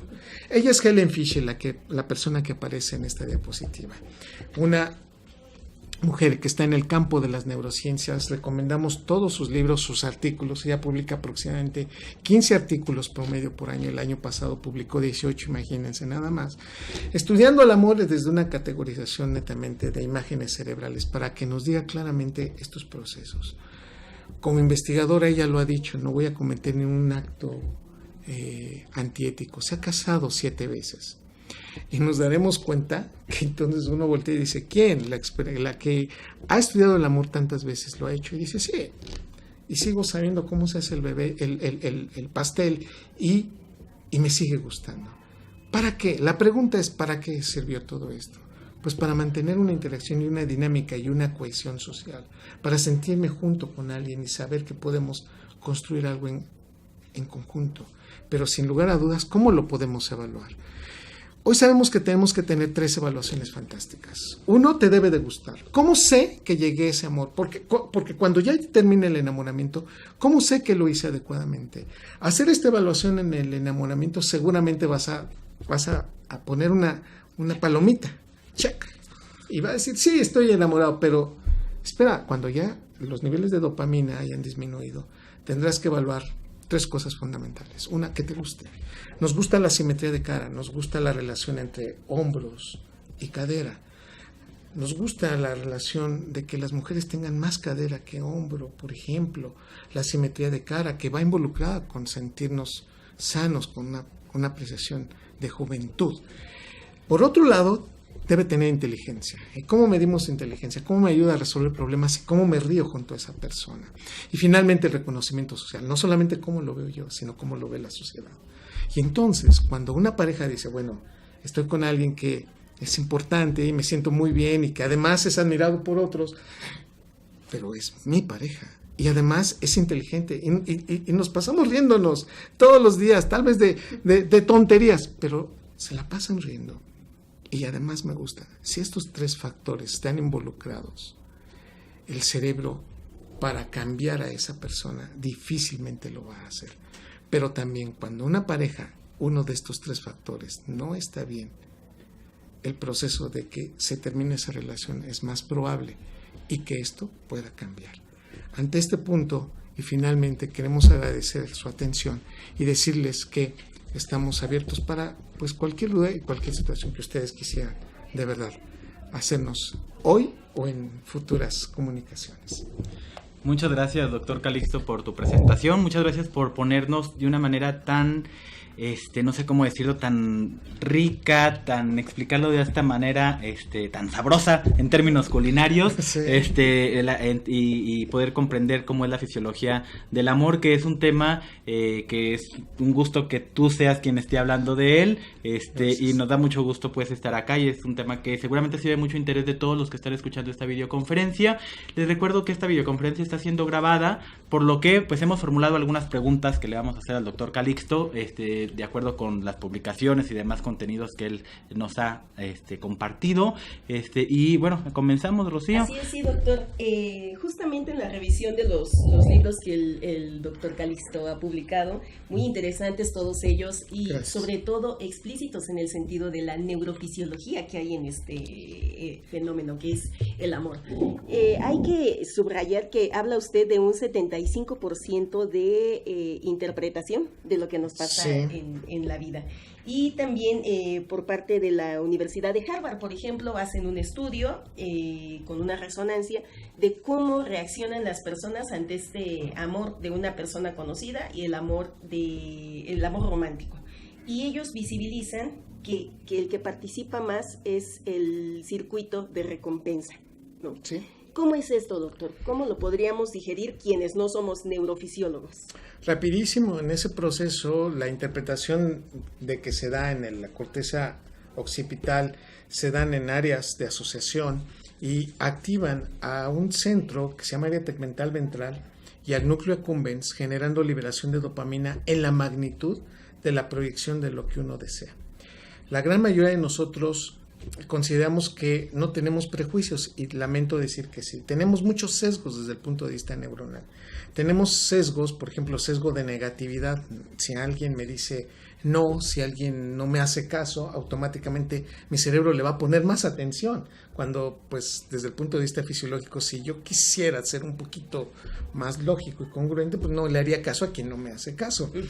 Este evento natural es que el área tegmental ventral, cuando yo veo algo que me gusta, veo a una persona que me llama la atención, ¿por qué razón? Porque desde pequeño lo entendí como un factor para liberarme, o sea, para mí era el prototipo de belleza, alguien me lo dijo que era así, si cierto tipo de color de piel, si cierto tipo de características de la conducta, automáticamente proyecto yo esa sensación. Entonces se libera dopamina específicamente de estas áreas, que son las mismas redes neuronales que están involucradas en el sitio donde, pues, cuando mi equipo favorito anota un gol, o cuando yo siento que estoy comiendo algo que me encanta, o el mismo sitio, digamos, las mismas neuronas que están involucradas con las adicciones. De tal manera que cuando liberamos, específicamente, cuando a alguien nos gusta, nos hace coliberación, y ya si nosotros le gustamos, hacemos coliberación, nos hacemos codependientes de esta liberación de dopamina, y entonces los dos nos ponemos tontos y estúpidos cuando en realidad nos estamos liberando dopamina. No eres tú, es tu dopamina, y en la magnitud de que dependiendo de la edad que estés, te darás cuenta de algo muy interesante. Por eso, esta coliberación y esta activación es más fuerte en las etapas tempranas de la vida, cuando estamos adolescentes, en nuestra juventud. Y si alguien no nos lo explica, bueno, pues somos capaces de cometer muchos errores que desde el punto de vista social dirían, y lo decimos los adultos que nos afanamos de ser socialmente correctos. ¿Cómo fuiste a cometer ese error? Pues todo mundo hemos cometido un error semejante, si no igual, porque somos la única especie que somos capaces de equivocarnos con el mismo error más de 2 veces. Lo tengo que decir, es este factor de liberación de dopamina. Ahí también está involucrado el síndrome Romeo y Julieta. Así que el proceso es aprender a que este proceso nos va a tocar a todos en alguna u otra magnitud, pero entonces entender que va a pasar, y que estas conductas simplemente, si nosotros las sabemos llevar adecuadamente, nos van a enseñar, y efectivamente son factores muy muy cercanos a la liberación de dopamina. Excelente. Gracias. Doctor Calixto, en tu presentación tú nos mencionabas cómo después de 3 años, ¿no?, puede haber un decremento de la dopamina, sí, y entonces se va elevando los niveles de oxitocina, sí, y algunos otros neurotransmisores y demás, y se va haciendo como un amor más maduro, más que involucra áreas ya prefrontales, sí, y demás, y me gustaría saber qué sucede. ¿Hay algún modelo, una hipótesis de qué sucede? A mí ya me llama la atención, como especialista en adultos mayores, en las relaciones de los adultos mayores cuando tienen 40 años con la misma pareja, que creo que de repente cada vez estamos viendo como más extintas esas relaciones. Sí. Pero ¿qué sucede en ellos? ¿Qué elementos neurobiológicos posiblemente podrían estar involucrados en consolidar una relación por largo tiempo, como sucede en ellos? Sí. Aquí los factores sociales y psicológicos son fundamentales, porque son los que involucran directamente la manera como el vínculo puede cambiar y hormonalmente sostenerse. Si lo veo por oxitocina, depende mucho de cómo nos tocamos, cómo nos estamos afianzando. El hecho de tocar a alguien, el hecho de abrazar a alguien es fundamental. El ejemplo característico, alguien está llorando por la razón que quieras. Fue un detonante y entonces lo abrazamos. Después de 10 a 15 minutos de un abrazo de contención, se separa y te dice, me siento mejor. No le hemos cambiado el problema, no le hemos cambiado la realidad, pero liberó oxitocina en el momento que está abrazado. Que no es lo mismo llorar solo que cuando te abrazan. Y en ese contexto, la calidad de liberación de oxitocina es fundamental. Primera etapa de la vida. Si en esa etapa nos coliberaron oxitocina, si vivimos en un vínculo muy fuerte con otras personas, de adultos sí estamos condicionados para tratar de mantener esa relación es muy fuerte. Aquí el problema es muy serio. Cuando a una persona no hizo esa interacción y esas dinámicas, les va a costar mucho trabajo, pero se puede reaprender. Y es ahí entonces que juega el papel muy importante la pareja. Y dicen, oye, te quiero abrazar. Y hay quienes se hacen así de ladito, ¿no? Así de, no, espérame, no, de lejos, ¿no? No, a ver, permíteme. Y un abrazo poco a poco y gradualmente lo va generando. Hay un estudio muy importante también en la Universidad de Harvard. De 5 a 15 abrazos hace fundamental el cambio de la conducta de una persona. Si una persona va abrazando, si una persona se va tocando con otros, prácticamente las personas sienten esa afección, ese apego y se construyen mejores relaciones. Para las personas que son mayores es evidente que es un hecho de que va disminuyendo la sensación tanto auditiva como visual y el tacto se convierte en algo fundamental. Es esa liberación de oxitocina. Mi recomendación como neurofisiólogo es nunca deje de abrazar a sus seres queridos, independientemente de la edad en la que esté. Y que además de ese abrazo de contención vaya asociado con un evento natural de decirle y reforzarle la importancia que tiene en la vida. Por eso las personas que se van quedando solas, este impacto es tan fuerte y hoy lo sabemos. Entre mayor soledad hay, menores niveles de oxitocina y niveles muy bajos se van dando de una proteína que se llama BDNF, que incluso va mermando su memoria. Por eso una persona que tiene mucho contacto físico, ya tiene 70, 80 años, habrá que entender que hay otros factores, pero si controlamos las enfermedades crónico-degenerativas, la pobreza, la mala nutrición, la mala calidad de sueño, controlando eso y abrazando a las personas, de verdad son personas que tienen 80 años y platican de su infancia o de eventos recientes y uno dice, ¿qué pasó? Evidentemente influye muchísimo la sensación de pertenencia a la familia. Es fundamental el tener ese contacto. Vaya como el vínculo, el apego, ¿no? Vaya, infancia es destino, pero también tener presente que podemos reconfigurar un poco esto en la experiencia de vida y con la otra pareja, ¿no? Así es, no se me vino a la mente Freud, con todo respeto, neurofisiólogos, desde el psicoanálisis, por esta cuestión de la relación con la madre, ¿no? Freud así lo maneja, ¿no? No estamos buscando ese objeto de amor perdido y cuando tú nos hablas, doctor, de los 7 a los 14 años y la importancia de las relaciones con la madre y de ahí también el impacto en las relaciones amorosas, ¿cómo es que él no tuvo acceso, ¿no?, a resonancias y sin embargo lo plantea así, ¿no? La importancia de la primera relación para futuras relaciones con... Sí, y hay personas que a veces dicen de manera que te digo, estoy perdido. No estás perdido. O sea, si yo reconozco que estoy violento, que estoy disfuncional y que la terapia, el proceso de reorganizar esto, que uno se queda pensando, bueno, hoy nos dieron cuenta las personas que meditan, nos vinieron a enseñar tanto a las neurociencias que dice uno, ¿cómo? Sí, la meditación reorganiza la amígdala cerebral. Entonces las personas que meditan y saben respirar y saben tener en relación su respiración, cambian la forma como la amígdala cerebral se mete en conductas negativas. Exacto, por eso es bien importante tener estos temas vigentes, hablar de estos temas, porque sí hay evidencia sobre esto, y desde luego que son intervenciones que podemos realizar en nuestra vida cotidiana, incluso nosotros como profesionales de la salud, vamos adquiriendo y vamos enriqueciéndonos al saber de todo esto. Les agradezco a todos los que se han conectado, les recuerdo que este programa ha sido grabado, por lo que les pido que envíen los datos, el nombre de la sede en la que ustedes se conectaron y cuántas personas están conectadas en cada sede. Vamos a continuar con distintas preguntas. ¿Qué te parece, Rocío? Vamos a tratar de atinar, vamos aquí a hacer como un juego a ver si atinamos a las preguntas que pudieran hacer en la audiencia. Y al principio del programa nosotros decíamos, nos formulábamos la pregunta, bueno, ¿es saludable enamorarse? Parece que sí es conveniente hacerlo, parece que sí es conveniente estar acompañados en la vida. Y hay incluso una mayor sobrevida. Sí, la Organización Mundial de la Salud te dice, si tú estás con pareja, puedes hasta aspirar a vivir 10 años más. Son 9.7, imagínate, ¿no? Pero son 10 años. Con respecto a una persona que está solo. Entonces, sí, efectivamente, el hecho de convivir, ya sé que algunos nos dirán, bueno, ¿pero con quién? Porque yo tengo al roomie al lado y la verdad es que es horrendo vivir con este o con esta. Y luego dices, no, más vale solo que mal acompañado. Le tendré que decir que el hecho de tener la experiencia de pareja ayuda muchísimo a ese proceso de cuidarse e incluso de saber que tiene que llegar a casa o saber que pues está alguien esperando. Este condicionamiento que a nivel cerebral modifica la liberación de oxitocina cambia incluso la, digamos, frecuencia, la tasa de incidencia de infartos y de hipertensión o de crisis hipertensivas.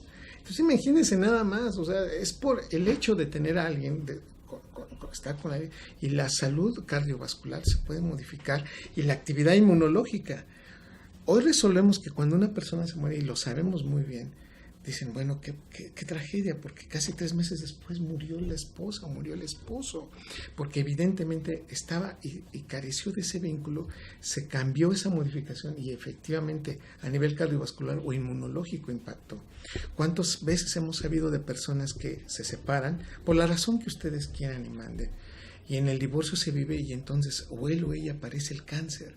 Y uno se queda pensando, bueno, qué tragedia, una tras otra.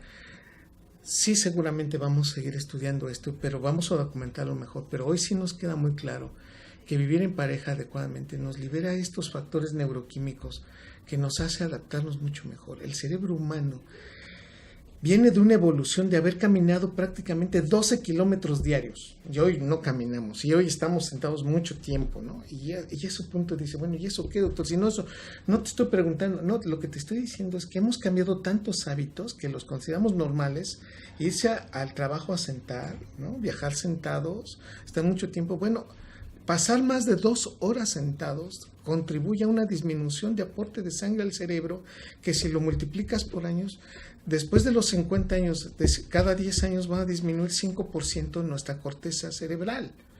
Eso implica que pues deberíamos estar caminando, deberíamos preocuparnos más por hacer ejercicio. Pero si yo estoy con alguien que me dice, vámonos a caminar, seguramente mi reticencia a irlo a hacer podría ser menor y entonces digo, pues vamos. O si yo invito a alguien, te digo, oye, pues podemos ir a hacer esto o aquello. La posibilidad de que me mueva y haga cosas con mayor, digamos, énfasis se puede hacer. Así que la importancia de vivir, el cerebro está hecho para vivir, digámoslo de alguna manera. Es una evolución de estar en un clan social y estar con alguien. Gracias. Con relación a esto quisiera hacerte una pregunta más. Está documentado que la sobrevida, por ejemplo, en hombres viudos o solteros es mucho menor, incluso multiplica por 4 el riesgo de suicidio en hombres que viven solos o que son solteros comparados con las mujeres. Y con relación al contenido de tu presentación, tú decías o hablabas del tamaño de la amígdala izquierda y de la capacidad de procesamiento. Pareciera que los hombres nos es mucho más difícil vivir sin ellas. Tendrá que ver el tamaño de la amígdala izquierda y que ellas tengan una mayor capacidad para procesar y para procesar la pérdida, porque cada vez vemos más mujeres longevas, viudas desde hace muchos años, y no así Sí. sucede con los hombres. Sí, digo, y sin determinismo sí es uno de los procesos que más frecuentes se dan. Sí, este es un factor, el hipotálamo también en función de cambios de regulación y de contraalimentación. Hoy sabemos que también los fenómenos hormonales, digamos, cuando una mujer ya termina sus ciclos menstruales y entra en etapa de menopausia, la protección se la otorgaron las hormonas. Hoy sabemos que una mujer cuando está menstruando, en su etapa reproductiva, la probabilidad que tenga un infarto es bajísima, o sea, pero después ya nos parecemos los hombres y mujeres. Y la capacidad, por ejemplo, de resolver un EBC, por ejemplo, hemorrágico, o sea, una hemorragia en el cerebro, en el hombre es más catastrófica que en una mujer. Hoy resolvemos también que estos patrones dependen mucho de los niveles de progesterona que tuvo en la vida. Una mujer, por ejemplo, con los niveles de progesterona, aún así cuando ya no esté menstruando, le disminuyen la capacidad de edema cerebral, que el hombre no tiene. O sea, nosotros somos más propensos a inflamar el cerebro. Son muchos factores involucrados en donde desafortunadamente la muerte neuronal para el hombre es más fuerte que en las mujeres. Después de los 35, 38 años, todos los seres humanos en promedio perdemos de 5,000 a 15,000 neuronas todos los días. O sea, esto ya es, dice uno, ya esto es terrible. A ver, todos los días, sí, todos los días, pero si no comió, son más. Si no durmió, son más. Si bebió alcohol, son más. Si fumó, son más. Si no hubo sexo, son más. Entonces te das cuenta que sumas estos días, meses, años. Te das cuenta que el principal... Y bueno, inmersos en una cultura en donde el estrés, por momentos, está bien visto. O sea, es que tengo mucho trabajo. Te dejo, ¿no? Cuídate mucho. Ese de cuídate mucho es lamentable. Yo no lo tengo y tú sí. Entonces, en ese contexto, el fenómeno de cómo nos adaptamos al estrés crónico también influye. Por lo tanto, sí, los varones deberíamos tener mayor percepción de esto, porque desde el punto de vista cardiovascular, nuestro corazón no tiene esta protección hormonal que cuando llegamos a una etapa donde ya comemos, fumamos, bebimos y hemos hecho de algunas cosas que una enfermedad nos generó tantos puntos, hoy sí somos más propensos. Las hormonas influyeron, pero también la salud del cerebro.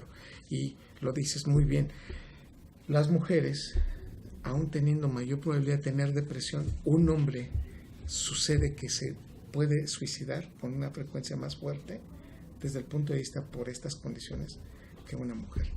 Sí. Así es. Bueno, hemos hablado de todas las bondades de estar enamorado. Rocío, no sé qué te parezca si ahora hablamos del otro lado y hablamos del desamor. Así es. Respecto al rompimiento, por ejemplo, Sí. doctor, hay diferencias en el giro del cíngulo entre hombres y mujeres y con ello se vive diferente el rompimiento. En parte, sí, pero fíjense nada más con esto. No es lo mismo cuando lo ves venir a cuando te lo toman a la puerta de la calle, así. ¿Por qué? Porque cuando lo ves venir es un proceso más trabajado. Ahora, déjame les cuento. Las primeras 2 experiencias de ruptura son las que más enseñan. Si tú preguntas hoy, que ya tienes cierta edad y dices, bueno, yo ya para romper incluso rompería con un profesionalismo, si me permiten la palabra, de decir de qué estamos hablando. Incluso cuando te dicen, tenemos que hablar, tú hasta dices... Sacas claro, el protocolo. Sí, ¿no? Ya te lo sabes. Mañana me voy. Y tú así, a ver, espérame, no entendí. Sí, mañana me voy porque ya hay otra persona. No, bueno, te toman totalmente fuera de lugar, el proceso es terrible y lo primero que sucede es una activación del giro del cíngulo. La estrategia de estos eventos, y lo digo con mucho cuidado, es que entre más dolorosos y más caóticos y traumáticos son, más enseñan. Por eso cuando uno dice, no, ¿de qué me habla usted? Es más, ¿cómo le voy a agradecer a una persona que se portó tan mal conmigo y pudo haber dado esa misma ruptura de una manera más empática como lo hizo? Bueno, eso es lo que tú crees. ¿Por qué? Porque en realidad mucho es una interpretación de las cosas como se dieron. Y te tengo que decir, efectivamente, no es lo mismo romper entre los 17, 20, 21, 22 años, que como sea, es más caótico, te da estrategias para entender primero procesos de dolor, vergüenza y abandono. Situaciones que entonces te cambian la liberación de dopamina y cambian la de oxitocina y vasopresina, y entonces te conviertes en un individuo que te dolió mucho, pero que aprendiste de eso. ¿Cuál es el grave problema? Que como nunca lo vivimos, o la gran mayoría estuvimos envueltos en una esponja, en una burbujita, y nos toca esto en la vida, más grandes, el proceso se desborda más rápido. Por lo tanto, el desamor es, desde el punto de vista neurofisiológico, es como si a una neurona le quita su fuente dopaminérgica y la exige en la misma tasa y magnitud que la estaba dando esa persona. Por eso un clavo no saca otro clavo, porque a veces queremos erróneamente meter a una persona que nada tiene que ver con esto, pensando que es semejante o con eso voy a hacer sentir mal a la otra persona. Esto ya depende mucho de los caos que hemos vivido en la vida, pero desafortunadamente buscamos que mantener nuestra liberación de dopamina y no es así. Somos únicos en la liberación de dopamina. Ahí sí te puedes sentir así de... Y cuando mandas ese mensaje de nadie te va a querer como yo, sí, es el mensaje, es nadie te va a liberar tanta dopamina como yo en la magnitud de tu área tegmental ventral y te va a poner tan tonta o tan tonto como te he puesto yo. Pues claro, sí, pero además de eso te está enseñando y estás aprendiendo, pero en el punto ya de este proceso es que ya sea que lo esperabas o ya sea que te tomaron y no lo esperabas, esos dos procesos entran, te enseñan, y algo que le enseña enormemente al cerebro es esta discrepancia de no sentirse querido. Es algo que cuando de verdad, y espero desde el punto de vista, y no es un juego, agradecerle a esas personas que más nos hirieron, para decirles, siento ahora lo que fue la separación, pero ahora sí tengo la magnitud de comparación. Y efectivamente me ayudaste a capacitarme para ¿qué? Para no volverlo a sentir o tener estrategias para verlo con mejor énfasis. Por lo tanto, estos cambios neuroquímicos sí nos los enseñan, sí son necesarios aprenderlos, y estas circunstancias, sabernos, digamos, circunscribir mucho mejor en estos entendimientos. Siempre vamos buscando, cuando nos dicen ya no te quiero, nos quedamos con eso, cuando creo que lo más hermoso sería, dame una explicación. Porque ya no me quisiste. Y ese es uno de los factores. Y otra es una práctica muy concreta. ¿Para qué quieres estar con alguien que no quiere estar contigo? Si tú resuelves esa respuesta, ¿sí? Si tú resuelves esa pregunta, si te das una adecuada explicación, creo que estás en parte para llevar una mejor solución del conflicto. Excelente, doctor. Mujeres y hombres lo viven diferente, entonces. Sí. Y la buena noticia es que sí hay entonces una resiliencia emocional y habrá muchas exparejas que tengan que dar un diplomado ya porque lograron hacer más resilientes al otro, ¿no? Sí. Pues muchísimas gracias. No sé si tengas alguna otra pregunta. Sí, seguro hay muchas preguntas ahora en la audiencia y nos matarían de que no las hagamos. Entonces vamos formulándolas. A nuestro doctor Calixto. Doctor, tú lo subrayas bien, no determinismos, ¿no? No es solamente que en nuestro cerebro hay una fiesta de químicos y se da el amor. Tiene que ver mucho la interacción, lo social, lo individual. ¿Qué tan importante crees tú que sería desde la familia educar para el amor? Porque hablabas tú, estamos en una burbuja y esa burbuja no suele ser siempre protectora, sino que suele ser el desconocimiento. ¿Qué recomiendas tú para los padres y los adolescentes sobre educar en el amor? Qué hermosa pregunta y qué manera tan interesante de plantearla. Hay eventos que van a suceder sin que uno, me pongo como papá, sin que uno esté presente y sabemos que van a suceder. Y de eso ponga a usted a su hijo la manifestación que usted quiera. Como profesional, estamos involucrados en esta, digamos, etapa de atención de la salud mental y nos damos cuenta que por momentos no tuvo ni siquiera elementos para poder entenderlo y eventualmente pues ya entró y está en primera división jugando en etapas amorosas sin saber cómo estaba eso. A lo que quiero con esto llegar es, si podemos decir que hay una muy buena etapa, es entre los 7 y 14 años. Sí, efectivamente, lo voy a decir con mucho cuidado. Si hay un divorcio entre los 7 y 14 años de los hijos, el impacto va a ser muy fuerte para su vida, pero habrá que regresar y hablar como debe ser, y reinterpretar, y reorganizar, y enseñar, que es lo que queremos. Y aquí sí se necesita, por ejemplo, un profesional que ayude, que fortalezca y que lleve esto.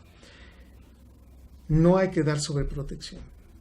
De la misma magnitud. Hay parejas, hay personas que dicen, no, es que no quiero que te hieran, no quiero que pases lo que yo pasé. Y ese es un mensaje muy triste, muy fuerte para la construcción que su giro del cíngulo y su amígdala cerebral en ese momento están llevando. ¿Por qué? Porque en lugar de estarlos ayudando, estamos prácticamente quitándoles la dimensión. Sí es importante que ponga la silla y se levante y a lo mejor que caiga y uno entender que cayó y tal vez le duela, pero no va a pasar más allá de eso. Entiéndase dentro de esta metáfora que estos procesos, si no sabemos enseñarlos, si por el contrario se los quitamos y no le damos una adecuada explicación, estas personas sí pueden tener cambios categóricos. Mensaje: si no tenemos elementos para contener, habrá que pedirle a profesionales. Si los tiene, habrá que hablar siempre con la verdad y darle la magnitud y la interpretación que usted le dé a las cosas, y esa explicación puede cambiar con los días. O sea, hoy, ¿sabes qué? Entendí mejor esto. Y retroalimentar. Siempre un canal de comunicación abierto es muy importante. Y finalmente, saberse de que se equivocó y saberlo decir, ahí me equivoqué. Pero hoy puedo vivir con mejor, digamos, elementos. Porque la gran mayoría de nosotros, de nuestros cerebros, es, no se equivocó. No perdí, empaté. Y te dices, no, a ver, espérame, no fue así. Y la verdad, en términos generales, nos hace mejores personas entender que nos hemos equivocado, pero que hemos resuelto ese punto. Si yo me quedo exactamente con esa percepción, siempre va a ser negativo. Hay un artículo publicado en Scientific Mind en el 2017 que dice, se encuentran dos personas que 10 años antes tuvieron una relación. O sea, imagínate, se vuelven a ver 10 años después. Jueguen conmigo este ejercicio. De hecho, yo saqué el artículo y le dije a mis alumnos del laboratorio, hey, miren, les voy a leer esto. Todos estamos con la boca abierta con la conclusión. La gran mayoría nos quedamos con la persona con la que quisimos. En la medida que dejamos de querer o sea, que se separe esa persona y que ya no la queremos de la misma magnitud, pero que le guardamos cierto cariño y a veces hasta como coraje, el cerebro va generando ediciones y entonces va quitando lo malo y nos va incrementando lo bueno. Y cuando lo volvemos a ver 10 años después, el proceso es, ¿cómo te ha ido? Ay, y entonces empezamos a reaccionar y el ejercicio es muy interesante. Se quedan de ver en un bar, pasan a la siguiente etapa, tienen actividad sexual y responde a lo que el artículo plantea. El 87% de los casos que reciclan, es decir, que vuelven con una pareja de tanto tiempo, se vuelven a sentir mal o peor que si lo hubieran pasado de largo. Conclusión. O sea, no estamos diciendo que no esté mal, haga en casa. Pero tenga usted esto en magnitud porque nos vamos a sentir mal. Y por otro lado, cuando alguien me pregunta, doctor, ¿me puedo enamorar de la misma persona después? Sí se puede, pero no va a ser de la misma magnitud. Y quiero que también lo tenga siempre presente. Así es. Bueno, pues con esta pregunta ya responde lo que yo estaba pensando hablar ahora sobre la infidelidad y sí, que es uno de las conductas más frecuentes y uno de los motivos de consulta o uno de los eventos, uno de los fenómenos que más vemos en las pacientes, ¿no? Y sobre todo ellas que tal vez lo hablan con mayor frecuencia en las citas, ¿no? Y entonces muchas veces viene como podemos comprender con tu plática, con todo lo que tú nos has compartido, cómo viene el enamoramiento y entonces no hay un juicio y entonces pues te vas y te enamoras de otra persona fuera de la relación, pero hay elementos para recobrar a la persona partiendo de este amor maduro, prefrontal, ¿es sano? ¿No es sano? ¿Cómo podemos concebir la infidelidad, esa conducta dentro de la fisiología del amor? ¿Se puede reconquistar? Sí se puede, pero también esto es un vínculo y una interacción que la otra persona quiera, porque si el otro no quiere, por más que hagas, es más complicado. 1, 2. Hay que recordar que la infidelidad, el proceso biológico se puede explicar incluso diferente entre mujeres y varones. Yo siempre lo voy a decir, la infidelidad de la mujer va muy estructurado y neurológicamente favorecido. Es decir, la mujer tiene infidelidad más inteligente que un varón promedio. Y lo voy a decir ¿por qué? Porque la mujer evalúa con el complejo mayor histocompatibilidad y dice, este complejo es mejor que el que tengo. Y entonces dice uno, bueno, ¿pero por qué hiciste eso? Bueno, porque dentro de las muchas, digo, no, ahora yo creo que lo podrán decir mejor, pero en su momento es que vi a esta persona, me motivó más, tuvo más atención, me enamoró de una manera distinta a lo que yo tenía. Parte de los procesos de monotonía, de no cambiar y tener siempre la misma dopamina, llega otro, te dice que eres muy guapa, que eres muy hermosa, que te gustaría, y ¡pum!, genera esto. Pero si el proceso no pasa por el complejo mayor histocompatibilidad, este proceso se cae. Es natural, y lo dijimos, un promedio de 3 a 4 años es suficiente para ver la parte crítica. Se cometen muchas locuras ahí. Hemos conocido tantas historias de que se fue y dejó hasta los hijos. Pues sí, porque evidentemente el proceso lo hizo en la etapa, ¿no? Pero también hoy reconocemos que los varones también somos muy básicos y la evaluación pasa por un proceso visual y social. A una mujer siempre se le va a categorizar mejor entre más joven sea. El cerebro humano favorece muchísimo el proceso de la juventud. La mujer también lo hace, pero de nuevo categoriza otros factores. El social. Hay un estudio en la Universidad del Sureste de Nueva York que lo replicó casi al mismo tiempo UCLA en Estados Unidos, estos dos universidades muy prestigiadas, y la luz que dio fue la siguiente. Una mujer puede evaluar a un hombre feo como atractivo, y entonces uno se queda así de, no, a ver, no, eso es un contrasentido. No sé, porque la evaluación social que le da lo hace ver como, este hombre económicamente me va a dar algo que el otro no me da, aunque esté guapísimo. Aspecto que entonces la gran mayoría de los varones diría, ya ven, son interesadas. No, ellas pueden ponderar estos factores de mayor interacción. Luego entonces, con todo esto, este es un proceso visto por lo biológico, pero también por lo social. Se aprende mucho. Las generaciones que fueron infieles pasan procesos a la siguiente generación. Entonces ves a los abuelos, y ya luego los papás o tíos, y luego los sobrinos o hermanos, y entonces te quedas viendo y dices, bueno, esto es un problema de familia, ¿qué pasa? Se ve mucho, entonces también hay factor social. Si la sociedad lo permite, si entre amigos dicen, pues vas, ¿no? Nadie te va a decir nada, y hasta lo motivan, órale, ¿qué crees? El factor está prácticamente dado. Si lo psicológico dicen, pues yo ya lo aprendí, no pasa nada.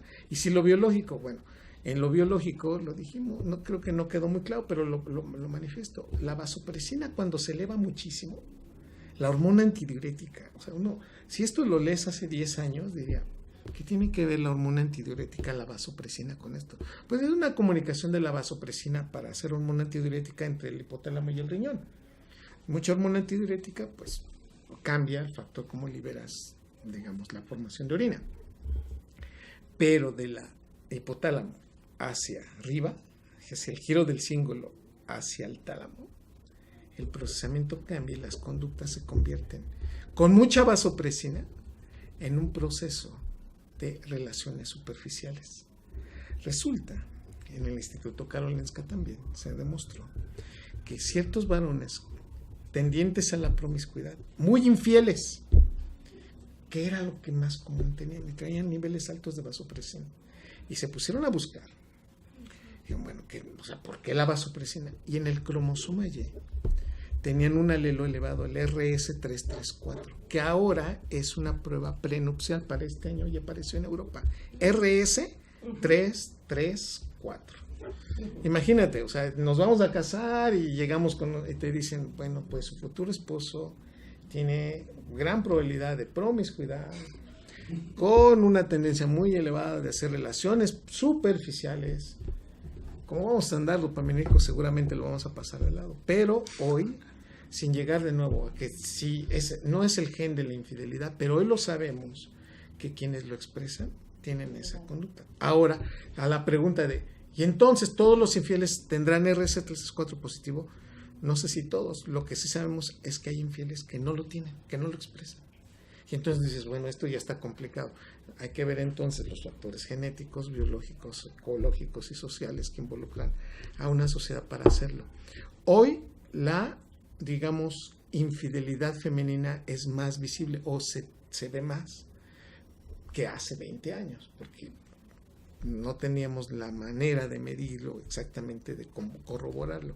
Pero hoy que lo vemos, estamos casi iguales ya, O sea, por cada hombre que dice ser infiel, también hay una mujer. Y siempre les voy a decir, pues sí, pero los factores biológicos al menos que están involucrados, es que la mujer se supo enamorar de otra persona y no poder cerrar el vínculo, porque seguramente quiere al otro, pero al otro le generó liberación de dopamina de una manera distinta que los hombres lo hacemos. Qué interesante, doctor.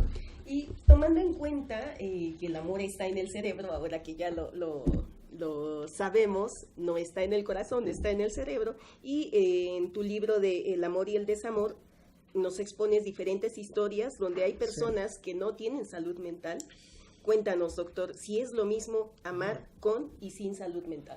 No, definitivamente no. Y este es el problema, que lo descubrimos ya en etapas por momentos avanzadas y que decimos, ¿qué pasó? No me dejarán mentir.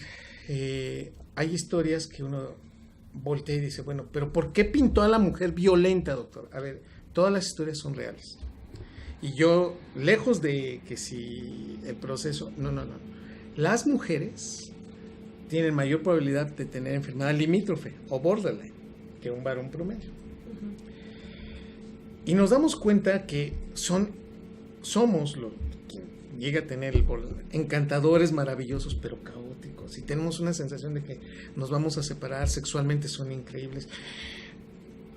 Y eso no lo vemos hasta que pues empiezan a ver como ciertos datos de, pues me rompió la computadora por una discusión, y entonces te das cuenta que dices, no, esto ya no es normal, porque de acuerdo a mi experiencia curricular amorosa, pues esto yo nunca lo había visto, y ahora me tengo que esconder en el baño hasta que se le pase un poco, pero las reconciliaciones son fabulosas. O enamorarse de un psicópata, que son más psicópatas los varones. Y entonces hacen todo, regalan, llevan seductores increíbles, y dices, es que tengo todo con él, todo lo que había deseado, y después vienen los primeros jalones, los primeros moretones, y entonces uno voltea y dice, bueno, pero es normal porque me quiere. Y entonces en el libro está la secuencia de que pues ahora lo hace con otra persona, y ya no quiere ver a la previa, y entonces dice, no, ¿qué hizo? Todos estos procesos, definitivamente, cuando no hay buena salud mental, se amplifican. Pero como estamos enamorados, no lo solemos ver. Y entonces este es un problema. ¿Con quién estoy? ¿Por qué hizo eso? Y es un grave dilema. Y como nos juegan síndromes Romeo y Julieta de déjalo, eso no es normal, no lo vemos normal, y si creemos que estamos con el control de las cosas. El mensaje, si algo te lastima, si algo te molesta, si hay un moretón, si hay ofensa, si hay violencia, eso no es amor. Estás pasando por un proceso de mala salud mental. Y es lo que viene en el libro. O sea, la lectura es, léelo, esto es lo que es común en esas patologías, y esperemos que no te pase a ti. Ese es uno de los eventos que yo sí considero que nos ha pasado mucho como cultura, como sociedad, en donde, oye, ¿por qué no seguiste con esa persona? Y nos daremos cuenta que sí, atrás había una historia de una inadecuada salud mental. Correcto, doctor. Bueno, pues muchas gracias. De verdad que estoy casi por concluir con una paradoja, ¿no? Sí hay que enamorarnos, pero ojo, porque no hay enamoramientos inteligentes. Entonces vaya que es un tema que da mucho de qué hablar, hay mucha tela de dónde cortar sobre esto. Muchas gracias, doctor Calixto, por acompañarnos. Les agradezco a todos los que se han conectado a esta sesión de videoconferencias. Les pido por favor que coloquen en el chat el nombre de la sede en la que se conectaron, en qué institución están y cuántas personas están conectadas en cada una de las sedes. Nuevamente muchas gracias, doctor Calixto. El doctor Calixto colabora como profesor en varios de nuestros cursos. Creo que en este año va a estar como profesor en un curso nuevo que se llama Salud Mental Sin Dolor, que justo es un curso que coordina el doctor Pellicer de la Dirección de Neurociencias, y en otros cursos también has estado en el de Tanatología, creo, y es un profesor de aquí del instituto. Nos da mucho gusto que nos acompañes y les comentamos sobre los próximos cursos. Rocío, en la presentación. Perdón. Nada más comentarles que ahora hay 3 simples pasos para inscribirse. Ustedes dan clic al cartel, en el cartel dice inscríbete aquí, dan clic ahí, primero llenan un formulario con datos generales, es un formato de Google, validamos nosotros los datos y les enviamos un correo con los datos del banco o para que ustedes coloquen sus datos de extensión de pago, números de trabajadores si son del instituto, y después de ese correo les envían un link para que suban el comprobante de pago y luego les llega el correo de confirmación. Y nuestros cursos son los siguientes. El primer curso justamente es terapias de tercera generación para los trastornos de ansiedad hacia nuevos horizontes terapéuticos, y este es ya muy próximamente 17 y 18 de febrero. Había 165 inscritos el viernes de la semana pasada, entonces no todos han concluido su proceso de pago, entonces hay personas que están pendientes de hacer el segundo paso. Les pedimos quienes ya se han inscrito que concluyan, porque únicamente pues podrán tener acceso y el cupo está limitado a 120 personas y únicamente podrán acceder quienes hayan concluido el pago. Es un curso que nos acompaña el doctor Giorgio Nardone, que es quien ha realizado una propuesta de terapia breve estratégica que entra dentro de los modelos de terapias de tercera generación. Los contenidos están en la siguiente diapositiva, doctor. Este es el programa de este curso. Es un curso muy corto de 2 días. Comienza el doctor Nardone con la conferencia magistral y bueno, hay muchos otros especialistas en terapias de tercera generación, donde se va a hacer una revisión de todos estos enfoques dirigidos para al manejo del trastorno de ansiedad. Y estos son los otros cursos próximos que tenemos. Tenemos el curso de diagnóstico y tratamiento de los trastornos del espectro autista, que se va a realizar a mediados de marzo. Lo coordina la doctora Patti Zabaleta de aquí del instituto, que es la especialista en autismo. Y tenemos otro curso más. Es el de manejo integral de la depresión, doctor, del 20 al 22 de abril. Y hay que mencionar que ya están abiertos los procesos de inscripción para cualquiera de los cursos que les interese. Así es, ustedes se pueden inscribir ya desde la página de aquí del instituto. Y bueno, pues este era en el que anunciábamos al doctor Calixto esta videoconferencia. La realidad es que tenemos una próxima videoconferencia el 26 de febrero que se titula Actualización en trastornos del espectro autista, hacia dónde vamos, y nos va a acompañar justo la coordinadora del curso de autismo. Les pido nuevamente nos envíen los datos de las sedes que se han conectado. Les agradezco muchísimo y espero nos comprendan y nos perdonen que no hemos transmitido en vivo este programa. Esperamos ya que el próximo programa que tengamos ya va a estar en vivo. Les agradecemos a todos. Muchas gracias, doctor Calixto. Gracias, Rocío. Y nos vemos entonces en 2 semanas para el 26 de febrero. Que tengan un muy feliz 14 de febrero. Hasta pronto.